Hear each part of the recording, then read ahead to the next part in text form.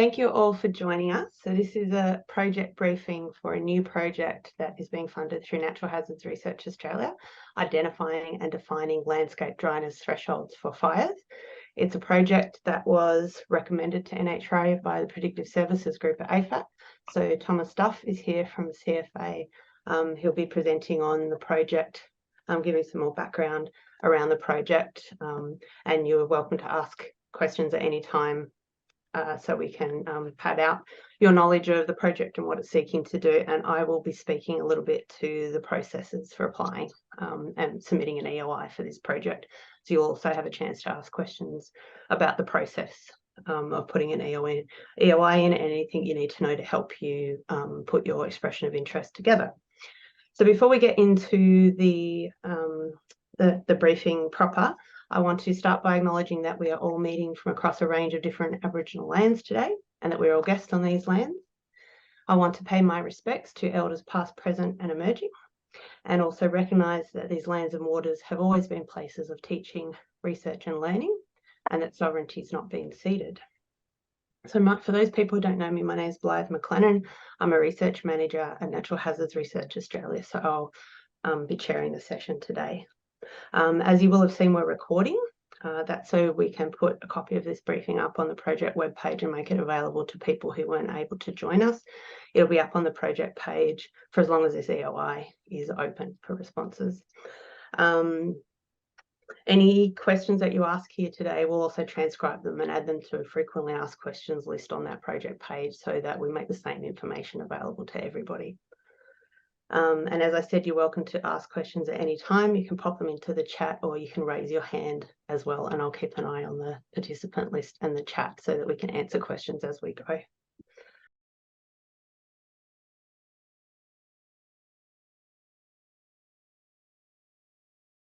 So just to give you a little bit of an outline of what we'll cover today, do a few introductions, and I think most people here will know about the Predictive Services Group and Natural Hazards Research Australia, but I'll just touch on a little bit of background on those so you know sort of who these groups are that are involved in the project. Then I'll pass over to Tom, who will speak to the project background and objectives, and we'll talk about some of the main components in it. We'll switch back to me and I'll step through some of the governance and reporting arrangements we have around projects and the process for expressions of interest. And as I said, feel free to ask questions at any time. So as far as introductions, as I said, please feel free to introduce yourself in the chat. So Tom's a senior research scientist at CFA, and he is involved in a group that the Predictive Services Group put together to develop this project. I'm a node research manager at Natural Hazards Research Australia, and I'm the main point of contact for this project on the NHRA side of things. There's a little bit of background about Natural Hazards Research Australia, or the Centre, as we call ourselves, if you're not familiar with us already. So we sort of I guess, took over or grew out of the Bushfire Natural Hazards, CRC. We officially started on the 1st of July. We have an agreement with the Commonwealth Government to for $85 million over 10 years from the Commonwealth, plus partner contributions to invest in natural hazards and disaster resilience research. The main objectives of the Centre, a large objective, I guess, mission statement is to protect human life and minimise harm and suffering from natural hazards, contribute to developing and supporting well-prepared and resilient communities, and to invest in research that translates into action. And we do that very much in a collaborative way with both partners from the sector and from the emergency management sector, wider disaster resilience sector and research sector. If you're not familiar with Predictive Services Groups, this is a group that's a part of AFAC, the Australian Fire and Emergency Services Authorities Council, which is the peak body for fire and emergency services. The PSG is a strategic advisory group to the AFAC Council on all things predictive services. It has some strategic drivers, which are around improving interoperability and sharing resources, leading innovation in science and technology, and in particular with that one, the PSG works quite closely with the Centre. Shared responsibility, so empowering communities to make decisions and to make best uses of information that's available. Develop national best practice and standards, and harnessing projects and funding at a national level, which is very much what this project is speaking to about. All right, so this is where I now pass over to Tom, who's going to speak to the project and the background and kind of the large picture purpose of what this project's trying to achieve. Hi everyone. So this project, as you've seen in the invite, it's about landscape moisture. And looking through the list of people that are here, there's quite a lot of people that have worked in this space already. And so you might be asking, why are we doing another project on landscape moisture? And it's one of the reasons we're doing this is because we're looking from a fire agency perspective where we need to make decisions.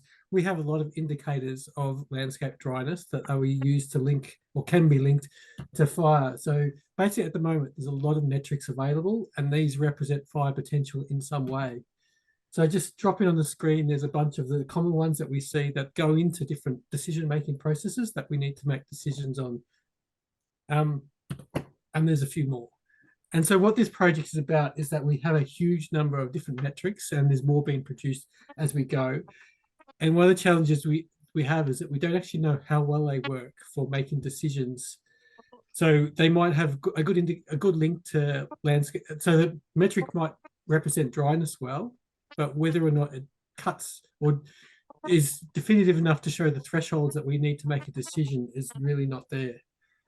So with these, we have model values, we have proxies where we use one thing to represent something else, and we have remotely sensed values.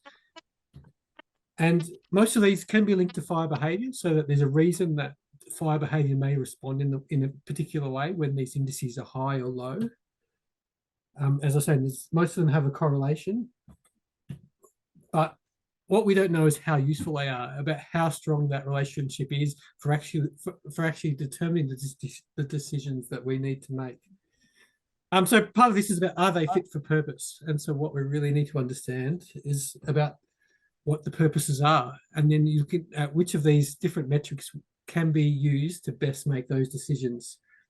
So at the moment, we've got a lot of metrics and many of them are used greatly outside the development range.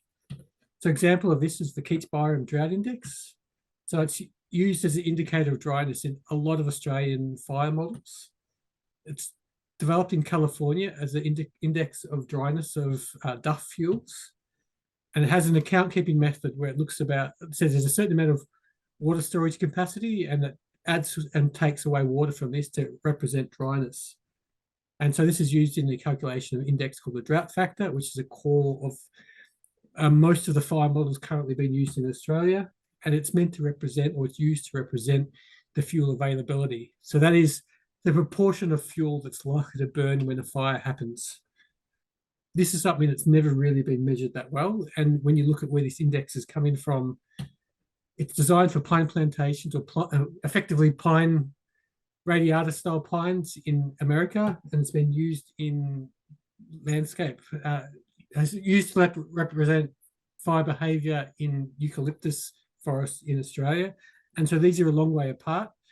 We know that it does this to some extent, but how well it does this and whether there's better metrics that are out there that we should be using is the question. One of the issues that we have is that things are often used for more than one purpose. So at the moment, we've got an example is MacArthur's Forest Fire Danger Index. It's used to indicate the suppressibility of fires, how quickly they're going to move forward, how intense they're going to be, the likelihood of fires happening, the likelihood of uncontrollable fires, and the potential amount of fuel to be burnt during fires. So the dryness indices are used to drive this whole calculation, and we actually don't know how well or how fit for purpose they are for any one of these purposes and for all of these purposes. And so one of the things we have, an additional challenge is that what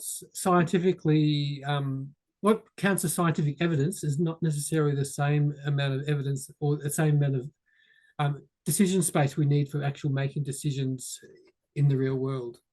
So for decision making, we may have a different tolerance for error. So we're not looking for whether something is statistically significant. We may be looking to say, well, can it detect a particular sort of event? So the classic story is Pascal's wager. It's about whether you should be religious or not, and that there's more consequences for getting it wrong in one direction than the other was part of his argument. And also overall model performance may be less important than the ability to discriminate at key times.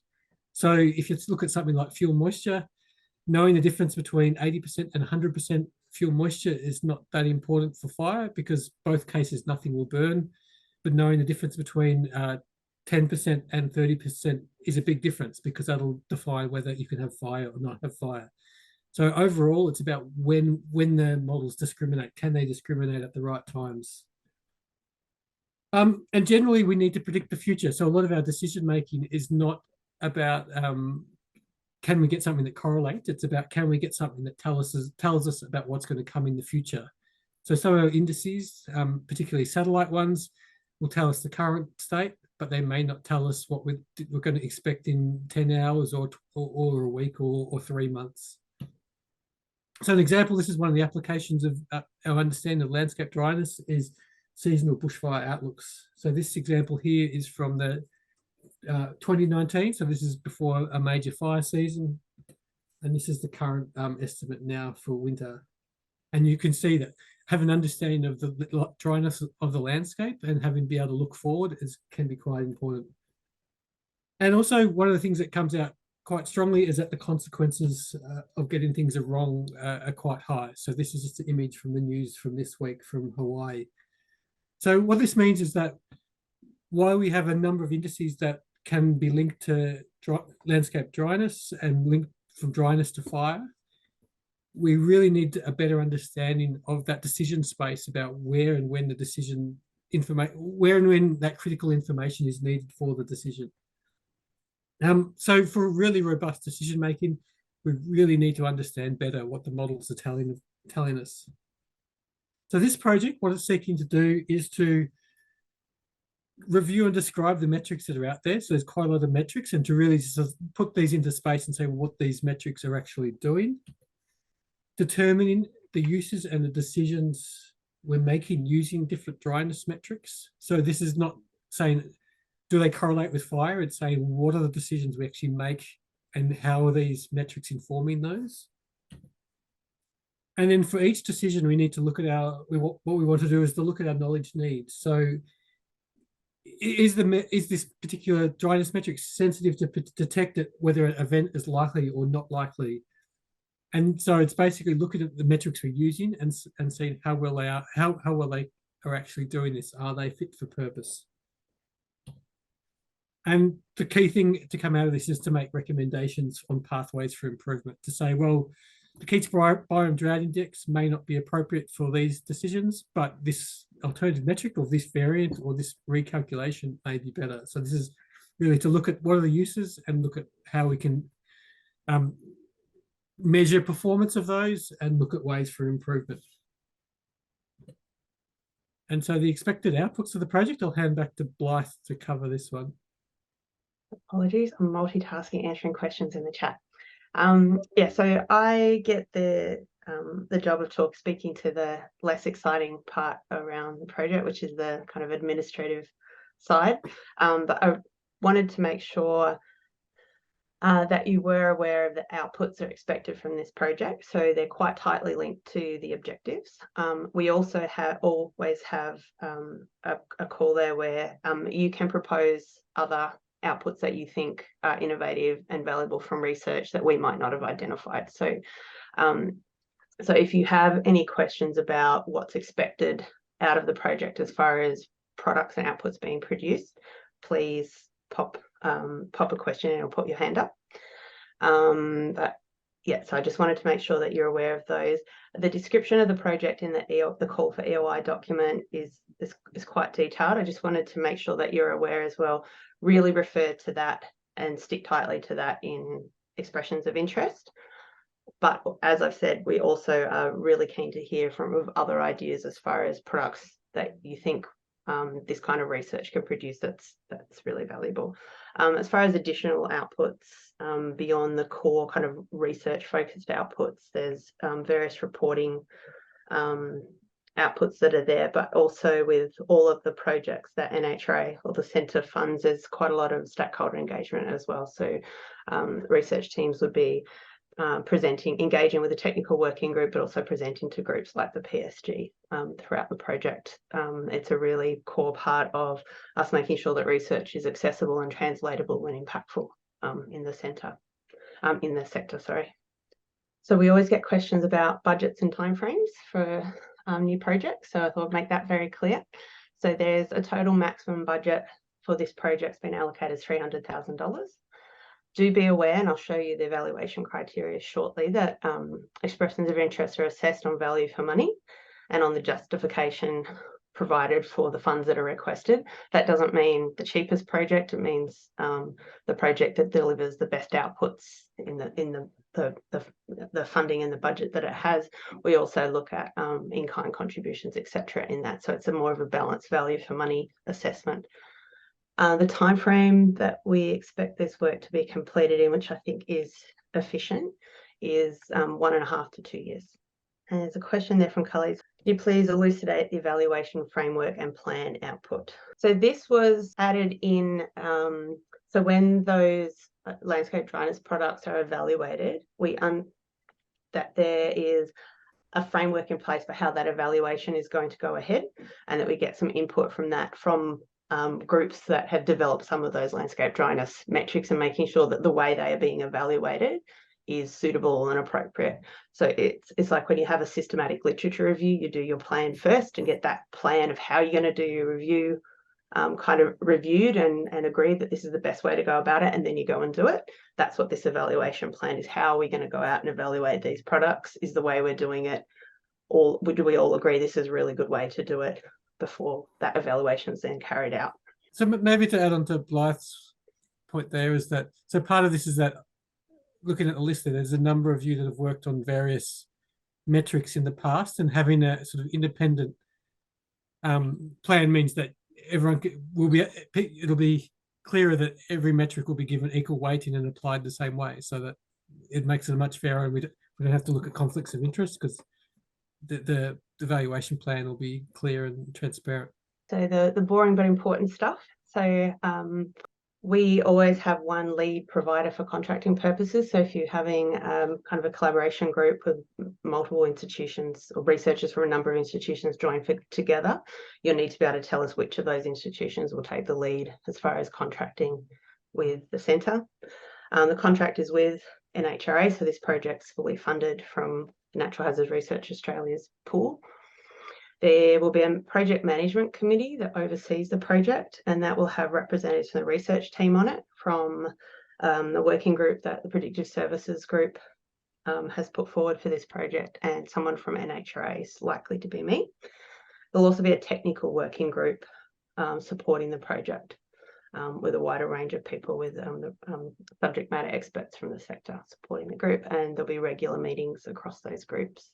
As far as reporting, and this sort of crosses over a little bit with the EOI process as well. So when our process for getting research proposals together is kind of 2 steps. So we have this initial call for expressions of interest, where it's like it's not a full research plan or research proposal yet. It's a shortened version. Then the preferred provider, after the assessment of those EOIs, is given an opportunity to then go and then specify a full project plan, consulting back with stakeholders. So there is flexibility to kind of adjust and adapt the project with input from stakeholders at that second phase. You're not 100% locked in with the EOI. That makes sense. There's reporting around milestone delivery, quarterly reports. We have it's quite a short kind of reflective evaluation report to help NHRA, help the centre understand how we can support projects moving forward. And as I said, we'll be expecting there to be quite a few stakeholder presentations as well. So the EOI process, all the information will be up on via this link. Please use the expression of interest submission form that we have. There is a new version of it, so make sure you download it from this webpage. And then it's quite a short, I think, form with maximum word lengths on it, so it's not a too onerous form to fill out. Any questions that people ask of us about this project throughout the EOI, we'll write them up and put them up on the project website, so please come back to this link periodically. There might be new questions and answers added to it. Just on that, please don't contact Tom directly with questions about the project. If you feed them through the research@naturalhazards.com.au email address, and we can keep track of. We'll consult Tom and others about subject matter questions, but it helps us to keep track of the questions so that we can put them up on that web page and make them available to everybody so everyone has the same information. Yeah, and the due date is 6th of September, 5 p.m. We don't have any extensions on due dates for EOIs, so please keep that due date in mind. A lot of words here. I won't go through it all, but this is mostly to let you know that we really do look at all of these in expressions of interest that we receive. So please have a look at those. Make sure that you're addressing each of them. For each project, what you would address is a little bit different each time, but all of those elements need to be addressed. If you have any questions about them, please email them through. And then if you just click another button, Tom, I wanted to highlight one aspect there. This is something that's a bit new. So we have now our proposed contract with research providers available for you to review. And we're asking that that contract be reviewed through the EOI period. It isn't mandatory. If your contracts office doesn't have a chance to do that, you can still put in an expression of interest. However, the reason that we're doing that is we've had, as I think everyone will be aware, contracting at universities is not overly speedy. And we've had some times where research has been delayed, and that can cause frustrations for researchers who are trying to fit projects into timelines around other projects. So we're trying to speed that up and avoid delays. So if we can get contracts reviewed earlier in the process, it really can prevent delays later. Quite a few of you will be from universities that already have a contract with NHRA for previous projects. And if that's the case, you can just refer to a previous project and say, we've already got one, we'll accept those conditions. If you'd like to know if your university does have a previous contract with NHRA that you can refer to, you're welcome to email us and we'll confirm it for you. That's kind of a shortcut way of addressing that point there. Evaluation criteria. So look at these closely. We do have quite a rigorous evaluation process with EOIs that is very tightly linked to these criteria. So if you have any questions about these, feel free to shoot them through. I don't think there's anything too much to say on that, except that if you use our submission form, look at the details of the project closely, that you shouldn't have any trouble addressing those. On the third one down, project outcomes and outputs, just I guess maybe a tip there. We find in EOIs, perhaps the statement of the potential outcomes of this research tends to be not a strong strength in EOI, so you might want to think a little bit about that, how you address that point. And so I'll just go to your question. I think it's Anchor. Apologies if I've mispronounced your name. What's the eligibility for people to apply for this funding? Can early postdocs apply? Yes, early postdocs can apply. EOIs are assessed on their merit.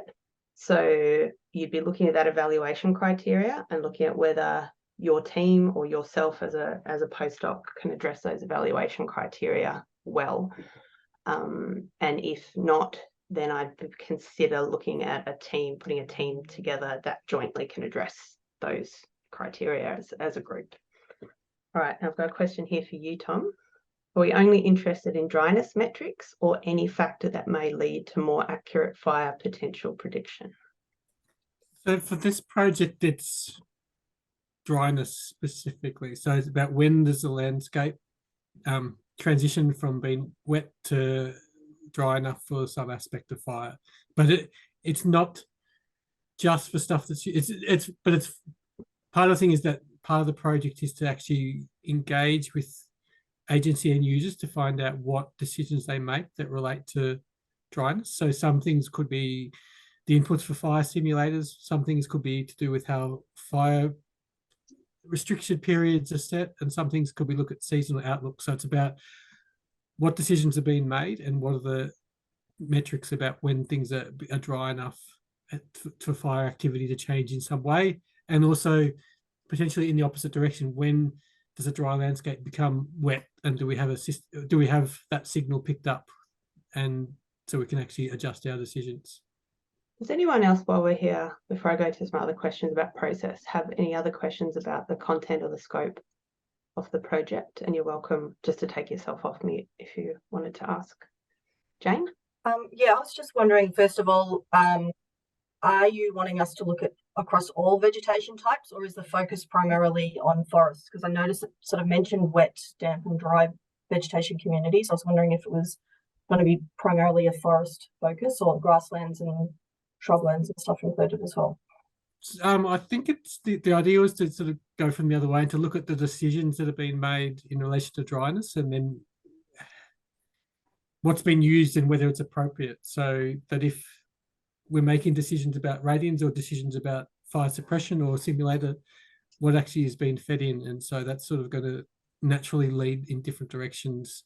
And yeah, so it's not specifically for forests, because some of our decisions are looking at general risk or public communication over the coming weeks or months. So Okay. it sort of depends on the decision and the application. Thanks. And Owen? Hi, Tom. So some of these measures are very coarse climate or weather-derived variables like KBDI, whereas others are like fine-scale mapping products like live fuel moisture or something like that. So the way you use them is quite different. How do you view that difference, and how would we address that in this project? Well, I think that, as with Jane's one, it's about the one. So KBDI is one that's broadly used for a lot of things now. The live fuel moisture metrics aren't so much operationally used, and it's about, well, so say for example a fire simulator, they often run at relatively high resolutions, and the KBDI is quite coarse. So it's about looking at the context of is KBDI appropriate, or would a live fuel moisture content product meet the same objectives in a better way? So it's really about what is the use, and then how do we fit the different metrics into it, rather than what are the metrics and what could they, what their endpoint is. So we really want to start at what are the decisions and what are the information flows that are actually used currently. And then, potentially if KBDI could be substituted with a live fuel moisture index instead, then that's like a recommendation that would, or part of the outcome pathway forward that the project would finish up. Sorry, so you're only interested in the ones that are currently used? No, we're not interested in the current metrics. We're interested in the current decisions or the current decision processes. So if you look at a fire simulator, they might be using KBDI now, and it's about, well, we're looking to evaluate what are the information needs in that space, that we want something that can indicate how dry the landscape is on a particular day and how fires are likely to behave. And then does KBDI perform well for that task? Would one of the other indices, is it likely to perform better? Is it likely to be updated quickly enough? Is it likely to be something we could forecast? For a simulator, we might want to forecast for 2 or 3 days ahead when we've got weather coming. So can you do that with a satellite index? Can you do that with a model index? Or can you do that with so it's about really looking at the decision space or the information space we're working in, and then saying, are the ones we've got there fit for purpose, and how do the other alternatives fit? Could they fit in that space? Sorry, there's a lot of words. Hopefully that was clear, but feel free to ask another question if I confused. No, that's good. But you got a thumbs up. Yeah, it's really starting at the information space that we're working within, and are the tools we have doing their job properly, and are there alternatives that could do the same job better? That's good, thank you. And David? Yeah, relatedly, like, I completely understand the purpose of the project, and I completely understand talking to the users and finding out, the diversity of metrics they're using. But the deeper question of validating that, there is a sort of a challenge here of expert opinions, fine, but reality and real measurements and empiricism is really good. But the problem with empiricism is that you need high quality data. So who's going to provide that data? And is that one of the expectations of the project, that you're tasking the researchers to assemble data sets? Or is there an expectation of the researchers that the agencies would not only tell researchers about the use of these various metrics, but they would also provide data sets to allow some sort of comparative evaluation, because otherwise I can't see how you can suggest any improvement. It just seems a circular argument. This is what we use. We think it's really great, awesome. But how do you show that you could do it better if you don't have data about the prescribed burn that went wrong, and all of those things that really are, underpinning this research?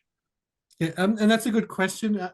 So the idea of the project is that through PSG and coordinated through agencies, that we would make information available for that. So we'd be looking at, there's some public data sets out there already about fire history, so we can tell which years are particularly worse than others, but there's also information about the number of fire incidents and potentially about when prescribed burns were achieved, when there were no incidents at all, so that when the landscape was too wet to burn. And also we'd like to be able to look at some of the larger fire events. So there's a 2019, 2020, where parts of the spread were halted when there was rain, and whether or not the indices that we work, like KBDI, would have shown that, or whether anything would have detected that the landscape after this rain event is now too wet to burn and the fire will stop spread. So from that, we should be able to provide information on fire incidents, historic fire activity, and then there will need to be some information that would be partly available about fire progression in particular years. And so that information may not be in a form that will need to be some cleaning and some processing to make sure that you can link it to the fires at the time, but there should be enough there to get some signal. And also, one of the things in the final report from this project is identifying future research opportunities, and that could include where there is and is not data available to evaluate certain things. We could identify where those gaps are and where future work might be needed to fill those gaps as well. Khalid, you had a couple of questions. I had a question there in the chat, and I see your mic is on. Would you like to ask your question? Okay, yeah, thanks, Blythe. Okay, so my question probably is a bit dumb questions. Are we expecting to carry out some simulations using fire simulators, whether it is Spark or Phoenix Rapid Fire? So are we expected to do those simulations? No. So it would be useful to pull out some of the key equations so that either MacArthur or the Vesta spread, I think Vesta by default doesn't have the dryness indices built in, but at least with MacArthur, there's probably a good indication there to see, well, yeah, is the model saying that the fire should stop spreading? Did the fire stop spreading? But it's really that the key bit we're interested in is whether the signal is in the dryness metric that's been used. Okay. Thank you. Thanks. So I've got a couple more questions about details and process here. Okay, so around what the deliverables of the project would be. So the core outputs are generally research papers, reports. And so questions they're asking, is it research papers or apps, frameworks, dashboards, or is it open? So we've got some listed there as core outputs we want to make sure come from the project, but you can suggest other outputs that you think are innovative and useful in this space. Tom, did you want to comment on other things like apps and frameworks and dashboards and whether they are? I think maybe for this one, it would be good to provide code that's used to calculate the various metrics, because there can be some ambiguity about the exact details. So that if you can have the code so that it can be replicated exactly, that would be great to have included as part of the project requirements. But no, I don't think we need any particular apps, frameworks, or dashboards. They may be useful to present findings, but I don't think it's core to the project. Thanks. And then another question there around budget. So is 300,000 the total budget or a maximum per project. In other words, how many projects will be funded. So for this is one project and the maximum budget is 300,000. Doesn't mean that future projects, especially if this project identifies future research needs, doesn't mean that future projects might not get funded at a later time. But at this stage, this piece of work is one project, maximum budget 300,000. Could be divided up into work packages though, like sub-projects, if you were looking at taking that kind of approach. Yeah, and maybe to reflect the budget, the reason it's sort of in that space is that there would be sort of some expectation that to do the work you would need to process some fairly large data sets of historic weather and calculate a range of indices and then overlay them with historic fire information. So there could be sort of accessing and building some large data sets that would take a reasonable amount of work or capacity. Can I ask a question? Sorry. Mm-hmm. Yes, go ahead. Yeah. So the lifetime of the project, 1.5 to 2 years, I think that's too short for a new PhD. In that case, can we deploy like existing PhD students who are working with the related projects and just allow them some top-up scholarship like that? So these projects aren't for PhD students. We're very happy for PhD students to be connected with projects, but not to be on not for the PhD research to be a key part of producing the deliverables for the project. So it would be research fellows. But we're very happy to have PhD students linked to and doing work that's connected to the project, but not directly being responsible for the key deliverables because of the different timeframes that there are around PhD students. And we do have scholarships available through the centre as well. So if you're looking for information on that and you'd like to link PhD students to the project, that's definitely a possibility, something we'd like to see and would be happy to talk with research teams about moving forward. But in general, this isn't for PhD work. There's another question there about industry partners. So should we find industry partners? As one of the evaluation criteria was about industry partnerships, or is it about expressing our capability to engage with your existing stakeholders? It's more the second. So we're looking there that you've shown that you can engage with the EM sector or related other sectors and carry out engaged work with stakeholders in a relevant area. The industry partners for this project will come primarily through linkages with the PSG and the technical working group. So those connections will be supported through the centre and the PSG. Is there anything else you wanted to say on that, Tom? No, I'm quite happy with that. Yeah.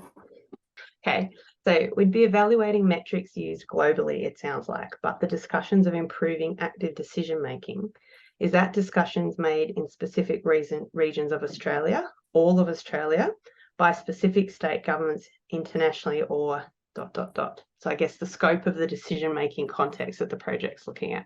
So I suppose this would be related to the state-based fire agencies primarily and some of their partners. So this would be, there's quite a lot of decisions that are made that either they're directly engaged with or they're contributing with that are made by other bodies. So this would include things like looking at fire prediction, looking at when the fire simulation, looking at setting total fire bans, but may also include advising groups like the Department of Education on whether schools should be closed and that sort of thing. So it's really about that decision space that the state-based fire agencies are participating in. So yeah, sorry, that was a bit complicated, but it's the decisions that they make, but also the ones that they're directly engaged with. So yeah, it should be one that to access that, we'll be looking through the agency end users as part of the project to set up links so that there's actually people to talk to actually to reach or to cover most of that decision space. And maybe to add to that as well is that so some of the metrics that may be worth reviewing may be ones that are used overseas that haven't been applied in Australia. So looking at something that could potentially be brought over, would have value to this project. I think I've reached the end of the questions we have in the chat, so I'll just throw it open. Are there any final questions or points of clarification or comments people would like to make before we wrap up? Right. Sounds like we've got most of them. As I said, we'll transcribe answers to the questions people have asked and put them up on the frequently asked questions on the project page, and we'll put a copy of this briefing as well, and the slides. So Tom's going to figure out how to share his interactive slides with me so we can pop them up on the website. And if you have any further questions about this project, so send them to research@naturalhazards.com.au, and I will just say perhaps CC me on there. Most of the NHRA staff will be at AFAC and ADA conferences next week, so I'll keep a close eye on any questions that you send through and make sure you get speedy answers even while we're kind of busy with conferencing next week, and follow up on those for you to make sure that they come through. And we will of course consult Tom and others where it's subject matter questions that we need to ask, so please don't email Tom directly. So that is it. Thank you very much for your time. We do appreciate the time and the effort and the thought that goes into putting expressions of interest together. I know that it takes researchers away from their important research work, so thank you for your interest, and we look forward to seeing your submissions come through by the 6th of September. Thanks for your time today. Goodbye.